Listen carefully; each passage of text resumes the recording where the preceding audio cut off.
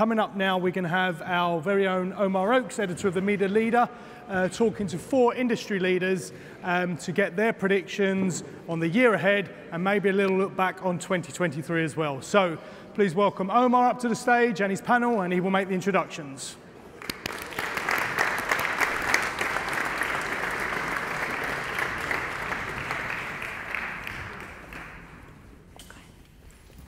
Thank you, Steve. Hello, everyone. Please, panelists, after you. After you. But wherever you feel comfortable, everyone knows who you are. You don't need to sit where the thumbnail indicates you would sit.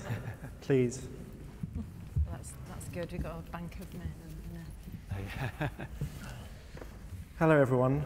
And let me start with an apology because I was unable to attend last year because we just had our second child at home. So I was on parental leave. Sorry about that, but I'm excited to be back and very privileged to be hosting this final debate. And thank you very much for TikTok for sponsoring what I think has been a fantastic event so far, but we're about to change that. No, we're not. And I've always liked this panel when I've watched it before, and I think it really fits in with what we tried to do with the Media Leader.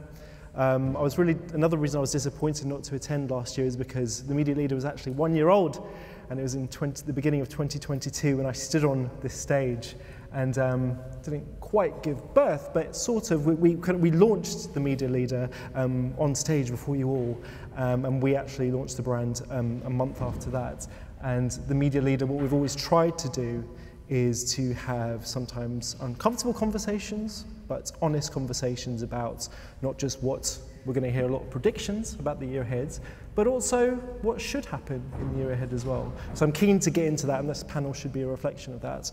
So, without further ado, I'm going to start off by introducing our panel and get straight into it with a question: what one big thing or one small thing does this industry need to do better in 2024?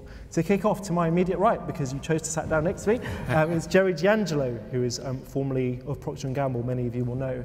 So explain your history, what you're doing since you left P&G, and your prediction, or your rallying cry, rather. So as many of you know, I retired from Procter & Gamble at the end of June. I took July and August off, and then I was very fortunate to start a number of advisory roles. I'm also advising the WFA, and I'm a member of the Senior Advisory Programme at McKinsey, and I'm working with a few brands directly. So that's the pitch over for me. Do you want to go straight into the answer to the question? Tell them what they need to do now. Okay, so I think there's 2 ways of answering this. The first one is what I think is going to happen and what us as a community are going to need to do in response to those things. And then there's what I would like to happen. And I think what's going to happen is that 2024 is going to be as challenging as 2023.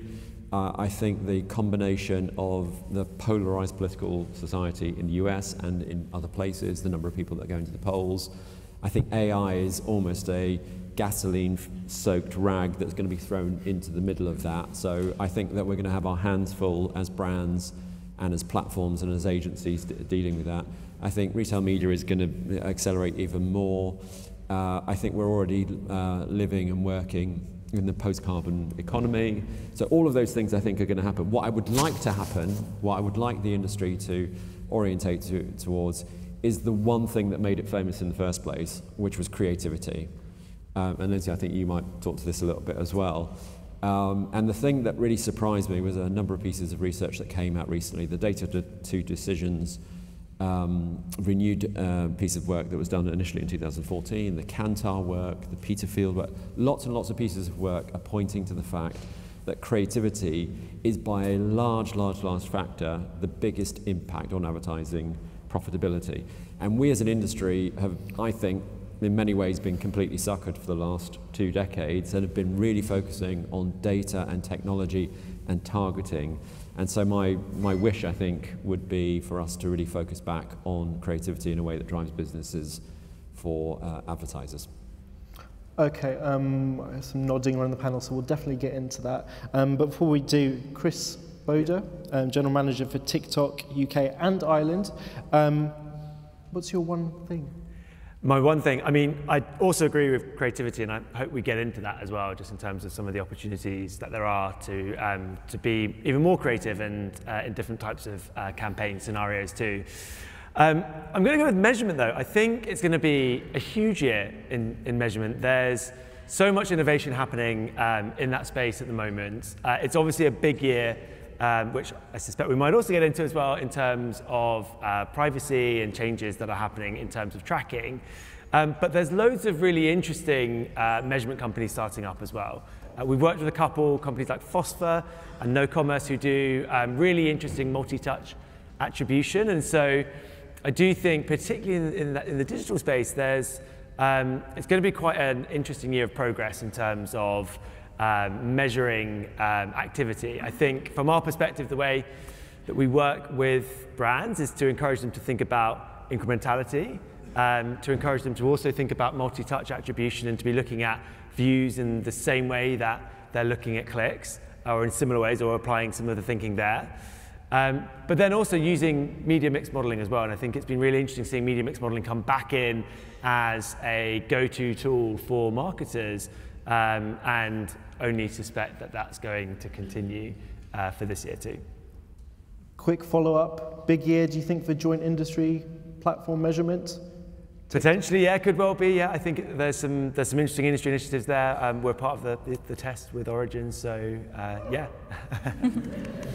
So yeah, an interesting time for sure. I generally do encourage any whooping, but keep the booing to a minimum, please. Lindsey Clay, CEO of Thinkbox. You know a bit about TV? So yeah, creativity, is that your thing? Well, and if so, explain why. Yes, it absolutely is. And Gerry and I came up with this independently. So I suppose what I wanted to say is I would really like everybody to try and celebrate creativity and champion it this year. Now, I know that sounds weird coming to a media audience because you've spent your lives sort of, defending yourselves against the sort of, onslaught of the creative agencies. But if you think about it, it's the most significant ROI lever, so it has the biggest impact. There's all sorts of other pieces of research as well, but I wanted to just try and bring it to life a bit as to why it's so important. So if you go to any industry event, like this one, for instance, nowadays, creativity barely gets a mention. So it's become invisible, become obsessed with all the other interesting things about media. It might be data and targeting and measurement and optimization and all those, really important things. And it's not that they're not important, but they're not any more important than creativity. And that's the thing that is going to really transform businesses. And to try and bring it to life, I just thought I might have a quick look around. Right. Is everybody looking at me at this moment? They are, because I've got my dress caught in the chair. Right, is everybody looking up? Right. That is what it's like when you put a fantastic piece of television or AV or an amazing campaign up on stage at an industry event. All those meerkat heads pop up from their seats and they look at it and they smile and they enjoy it and then they go down again. So you've all looked at me. That is the impact that great creativity can have.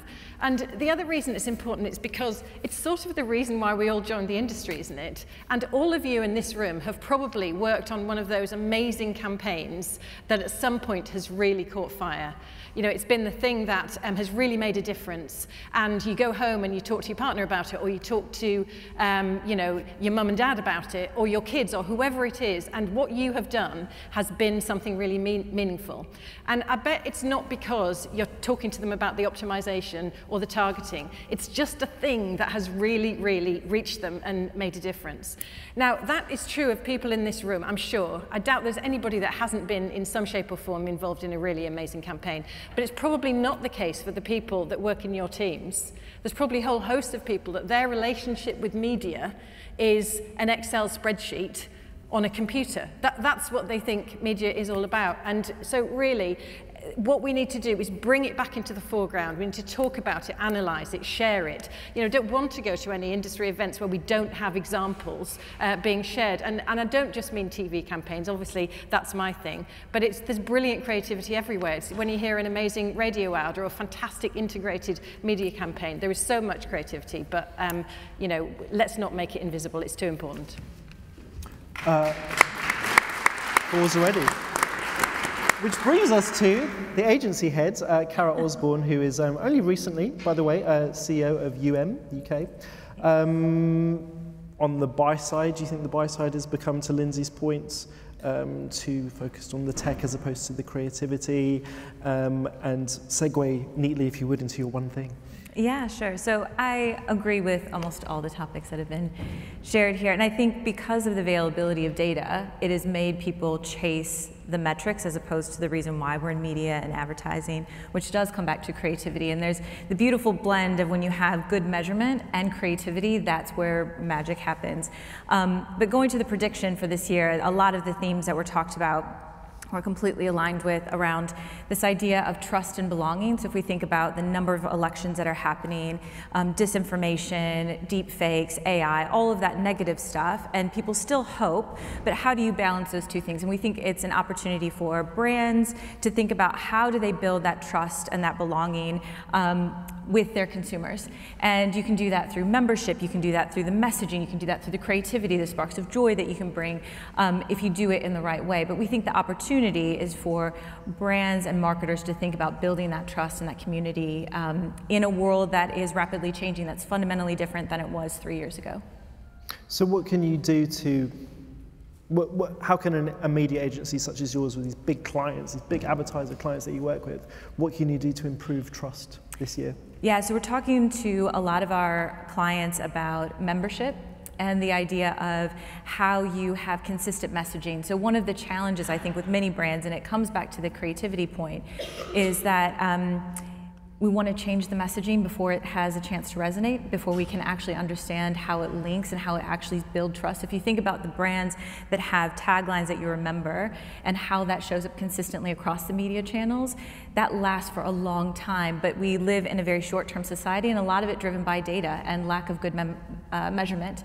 And so we're chasing numbers as opposed to looking at the brand longer term. So it's this balance. It's a balance of needing short-term gains for your company and needing a long-term brand health.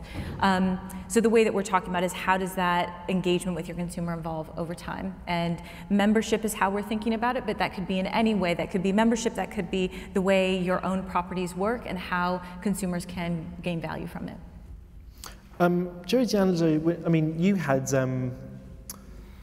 the rather unusual situation, but many years at Procter & Gamble where you worked with a CMO who had been there for many years, and most CMOs aren't in their post for very long. Still there. Yeah, he's still there.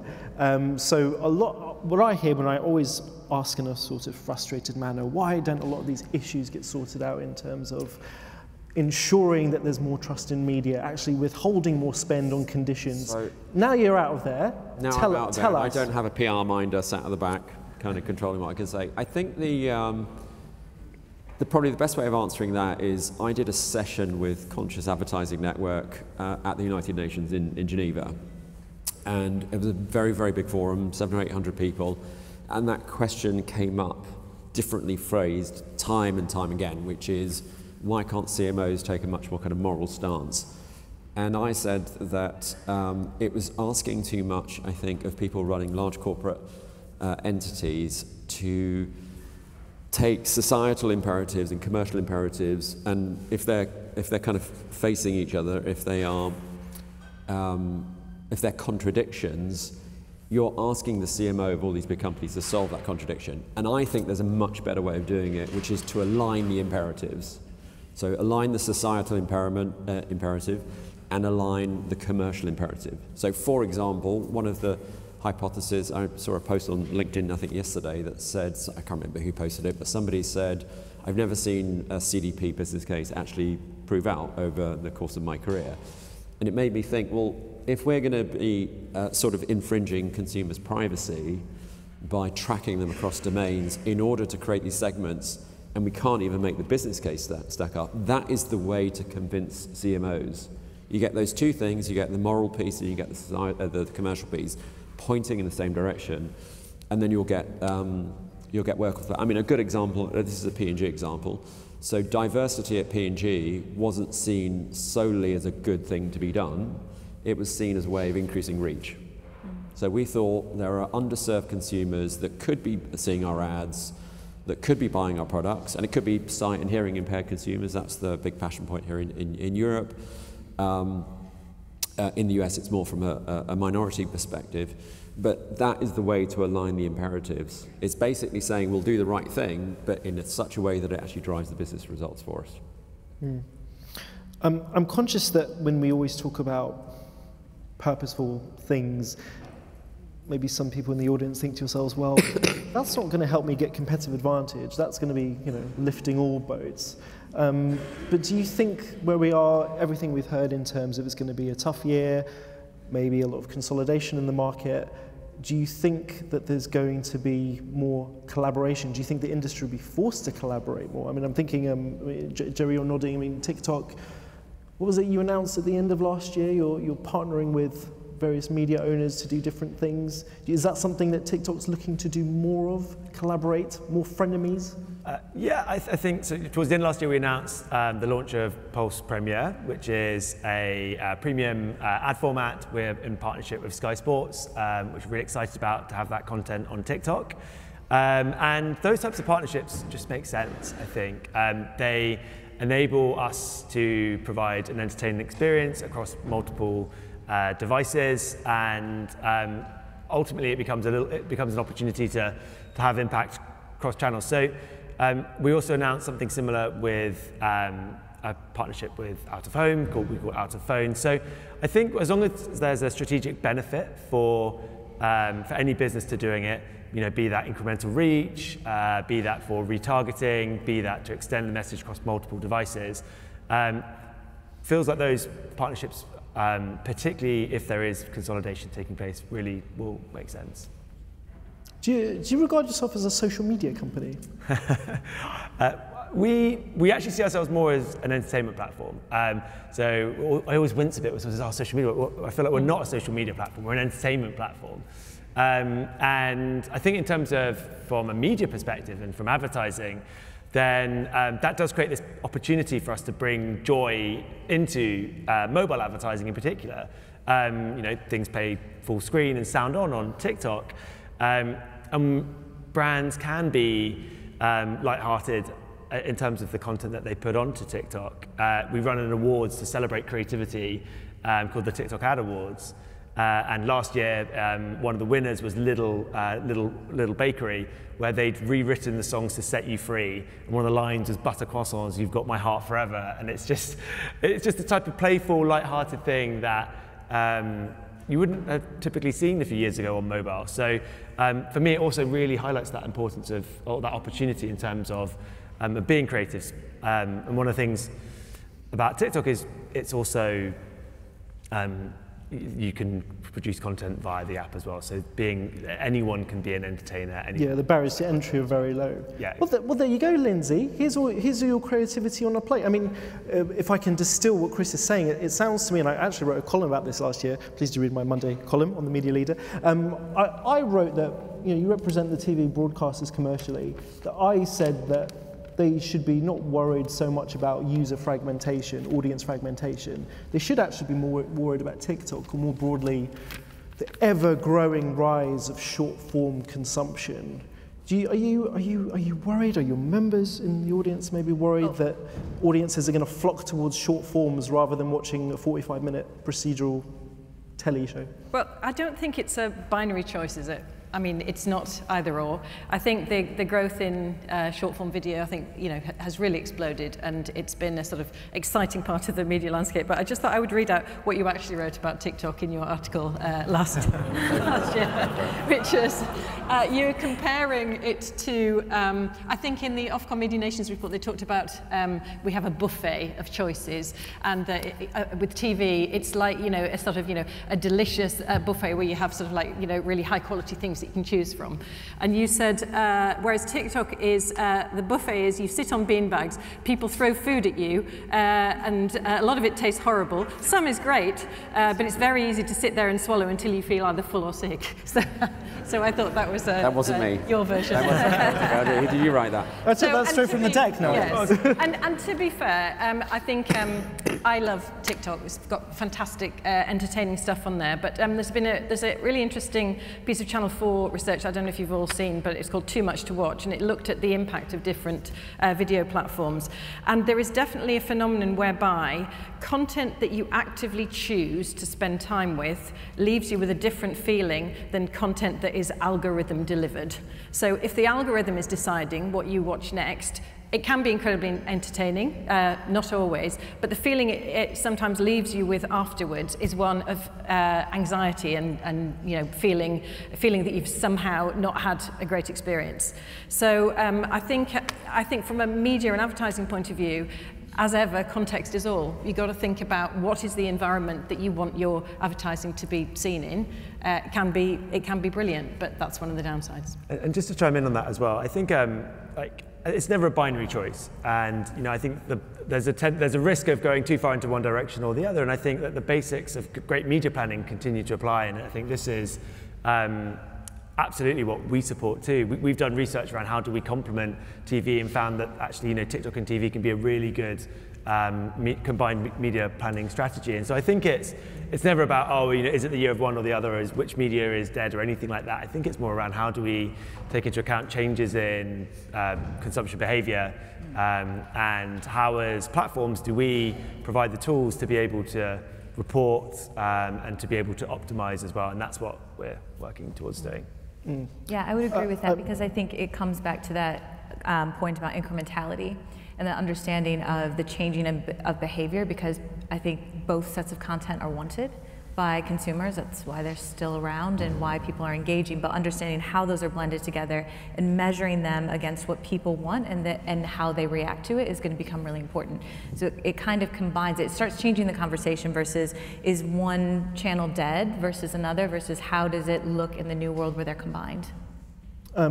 Certainly. I'm so glad my column is getting such a mention today. Cara, from the agency side, I mean, this conversation is starting to remind me of Peter Field's presentation at our Future of TV Advertising Global Conference, where he actually had a warning for TV saying, be careful what you wish for in terms of all this inventory. And I've not heard the connected TV talked about too much today, by the way, but I personally do expect it to be another big year for the rise of connected TV, where we're expecting a lot of performance advertising to go onto those platforms. And Peter Field actually said, be careful, because to your point, Lindsey, if TV becomes the experience of just more short response advertising, then actually what's that doing for creativity? I mean, how do you think about that? Yeah, it is fascinating, because I think viewing habits have changed drastically, and I think the research backs that up over the past several years. And I think it's going to be fascinating to see what providers, what they can actually produce, given their margins, given the changes in the industry, how much content costs to create.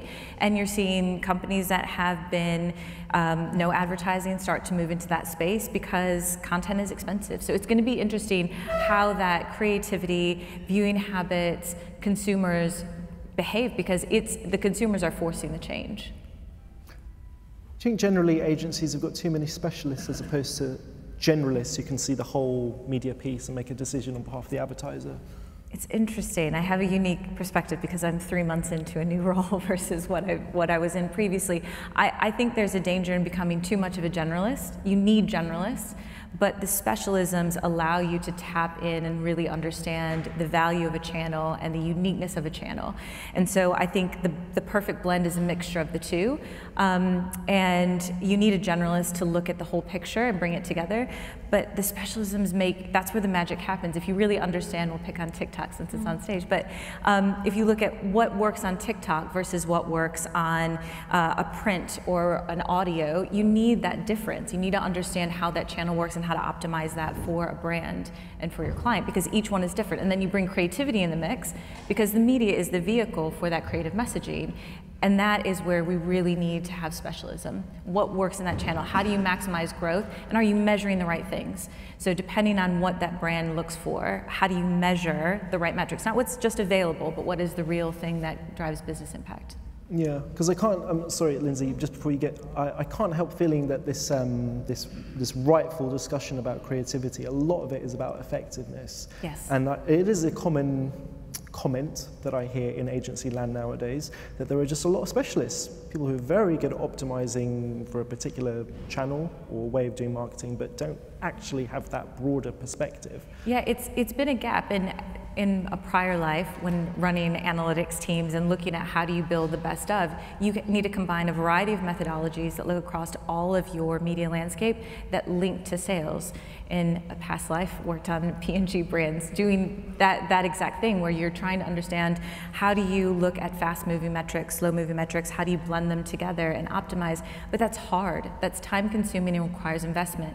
And if there isn't a direct understanding between sales and media, which is where many marketers are stuck, they don't understand how connected that is. It's a very tough sell to say, hey, we need to invest in this area to discover if an immediate ROI isn't on the horizon. So it's a challenging place that I think many brands are in, and I think it's an opportunity for media agencies and I think the marketplace to help answer that question, because we've made it hard. Yeah. Data availability, I mean, the Lumascape is exploded. It's really hard to bring all those connections, and as a marketer, how do you know what's right? Yeah, well, how do you, Gerry? I mean, over the time you had at this big FMCG player, what was your perspective on how agencies operate? There are a number, as you can imagine, there's lots of P&G sayings, and one of them is fall in love with the problem. So if you've got lots and lots of consumers who are shifting their attention to different platforms, I think that the P&G and many other successful advertisers' approach has been to embrace that and turn that problem into an opportunity. So I would definitely do that. The other thing I would say, just on the measurement piece, I think what we're finding a lot of the time, there is tons of data and measurement. Like, we are swimming in seas of measurement reports. The problem is that a lot of that measurement is because it's relatively easy to conduct that measurement. It's not necessarily that it's the right measurement to have. And I keep going back to like the very, very simple adage, which is that the role of advertising is to build enduring memory structures for consumers so that when they come to buy a product, they will choose the brand that is being advertised. And so if that is the end goal, then there might be a number of different tactics to do that. It might be a 2-minute video on YouTube. It isn't necessarily, oh, we've got to drive everyone and clicking on the ad, bouncing over to our web page, seeing a video just because it's easy to measure those things if you've got the tagging in place. So I think you need to be very, very disciplined to keep going back to these higher order metrics, which is that the role of advertising is to drive profitability for the company.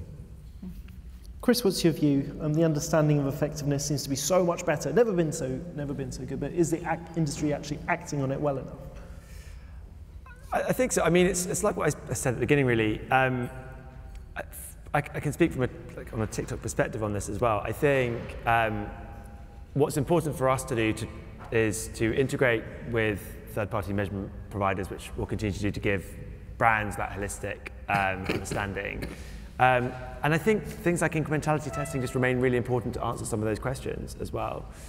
So, yeah, it's definitely progressing in the right direction. And I think, in terms of different attribution models, there's so much happening there in terms of deeper understanding of the role that happens across the funnel. Like, we found on one client, as soon as they started looking at views, then they realized that they'd be missing out 30% of their sales because they weren't factoring in the role that a view plays in the conversion journey, and it does have some weight there. So it's just understanding, also getting under the hood of some of these methodologies too, to understand actually how are they attributing value. Crikey, we're running out of time. There's only a few minutes left. Okay, I'm going to do some quick fires because I've managed the timing of this horribly. Okay, quick fire. I'm going to pick on each of you to answer a quick fire question. The year ahead for ... So, the year ahead for sustainability is going to be very, very positive and optimistic. Why? Sorry, I couldn't hear Gerry. Positive and optimistic. Because I think I said earlier in the preamble, I think we're already living a post-carbon economy at the moment. So if you look at EVs, you look at solar panel, it's already here. And I think that last year was the year that it really got embedded into the media industry. And I think the challenge now, this is actually a measurement challenge, is to make sure that the measurement of carbon emissions and carbon intensity by publisher and by ad tech intermediary is as granular and accurate and always on as it possibly can be. And not a lot of the solutions out there are doing that. So a broader question, which I know makes people feel uncomfortable, is this idea about I'm going to pick on you for this, Lindsey. Do you think the industry needs to get better at defining its role in terms of being this driver of consumerism more broadly, while promoting sustainability, getting better at squaring that circle? Can it? Are we all just being hypocrites? Well, I think it's a really important question. It's a really important conversation to be had, and we feel quite uncomfortable about that, don't we? Because we are the drivers of consumerism, and I think to try and sort of, I don't know, squirm out of that is inappropriate. That's what we do. But as the world changes, our role will remain to be incredibly important in driving, competition and education and demand for the new green economy. So, it's a vital role to play. And in any case, it sort of doesn't really matter. We have got to deliver. We've got to work towards, a net. What is the word? I've totally forgotten. Net zero. A net zero economy. That's what we're working towards, and advertising is a huge part of it. So there's no point in trying to deny it. We have to work on what is the positives that we can do, and it's about showcasing brilliant solutions within advertising, supporting brands. A great example is the Sky Footprint Fund recently, where the winner of £1 million worth of media was Grub Club, which is a dog food made of insects. So, and it's a dramatically reduced carbon footprint for, of course, dog and cat food. It's huge meat production. So there's lots of great examples and lots of positive ways for all media owners, I think, to participate. And, in programming or in whatever content you're producing, you can be part of the solution. Okay. Cara, pitching. Do you think it'll be another Media Palooza year? Are you expecting another crazy year of pitches? He's shaking. I'll come to you afterwards. Do you expect a better relationship going forward? We hear so much about, we've got the Pitch Positive Pledge, ISBA, new version of the contract, better ways of advertisers pitching, agencies being more transparent about how you deliver client service. Should this be a priority for this year? I think it should be a priority. I think some good strides have been made, but I think there's a ways to go. Pitching takes a lot of time, effort, resources, and it's not always very clear what is wanted and how much time it's taking. I think the transparency in pitches are there, and it's been improving over time about how we go to market, but I think there's still some work to be done on it being more a collaborative process. You don't agree? No, I don't agree. I think that what's going to happen is pitching is going to continue to happen. It's just that it's going to look completely different. So I don't think we're ever going to have a Media Palooza of whatever it was, 2015. Yeah. Right? That's never going to happen again. What's happening now is lots of large advertisers, not just the one that I worked at, but many other advertisers now, a lot smarter about how they deploy their investment into media. And there's lots of scope segmentation. So what would have originally gone to a media agency, I think in its totality, I think that now clients are now much more introspective about pitching in the sense of like who's going to do what, and some of that stuff is going to come in-house, some of it is going to go to specialists, and some of it is going to go to agencies. I just don't think you're going to see that big full-scale Media Palooza we saw it in 15. I do think we'll see more requests for integrated pitches, where they're asking for entire holding company group offerings, where you're looking at media, creative, customer experience as one. I think pitching is going to change, but I still think some of the fundamental challenges, whether you're pitching creative, media, or something else, that really hasn't been fixed as far as how we pitch and the net positive impact to both sides. So it could be both things. It could be a consolidation of pitching, kind of up the value chain, and then a fragmentation down. It could be both. Hope you're writing this down, audience. Last but definitely not least, I want to pick up on the conversation Steve had with Charlene, and a piece of research we've done with our Future 100 Club that's coming out tomorrow, where they identified diversity and inclusion and talent retention as the things that this industry needs to focus on. Now, privately, when I speak to people about the year ahead, they don't talk about talent retention very much. They talk about, if anything, it could be another tough year in terms of rationalisation or some horrible euphemism for what's going to happen this year. Let's be honest, among friends, what's going to happen this year? I'm going to Start with Kara and then finish with Gerry. Go ahead. Yeah, so I think diversity, and I really appreciated some of the comments that were made earlier on the discussion, because I have two very close family members. My father's gay, and I have a sibling that's trans, and I come from an area in the U.S. that is 50% African American. So things like Black Lives Matter really impacted where I come from. And I think diversity is sometimes a convenient discussion. I think I completely agree with the comments that were made earlier around you need to be able to see a version of yourself in an interview panel, in the workplace, at all levels of hierarchy. And I think unless we're measuring it and we're talking about it, it's not going to happen. I think the track record at IPG is very strong in that diversity space, but I think as an industry, it's not. And we need to really address it and think about lifting up groups that haven't had that exposure in the past, and really, and that goes across the spectrum. I think social economic diversity isn't great in our space either, and bringing people in underprivileged communities, exposing them to the possibilities in the space, just makes our product better. It makes our client products better. It makes our ability to come up with solutions better. So I think there's a lot of work that we can do, but we have to be focused on it, and I think we have to measure it. Otherwise, there's no accountability.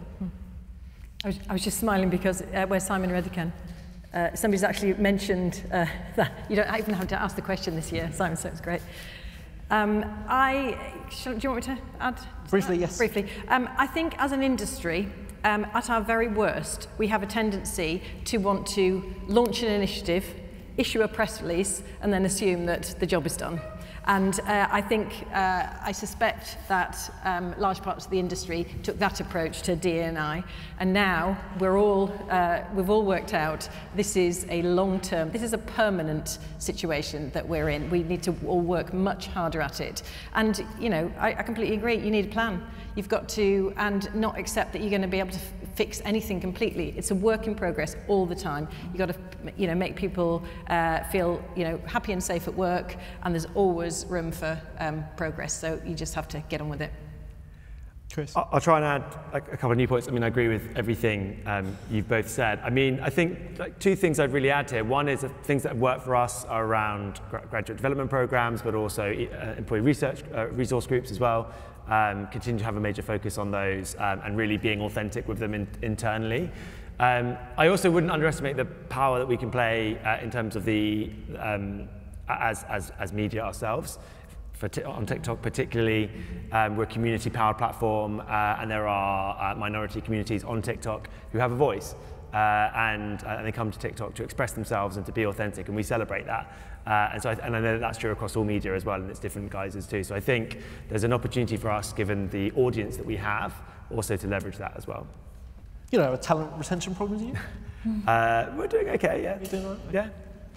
Yeah. What do you think? Is it going to be a big year for initiatives to make the industry more diverse and retain Well, I was going to give you the talent? 4-word answer if you wanted the... So the 4-word answer is diverse talent equals diverse solutions. So I think it goes back to squaring the circle on commercial and kind of moral societal imperatives. It isn't a thing just to do because you think it's a good idea.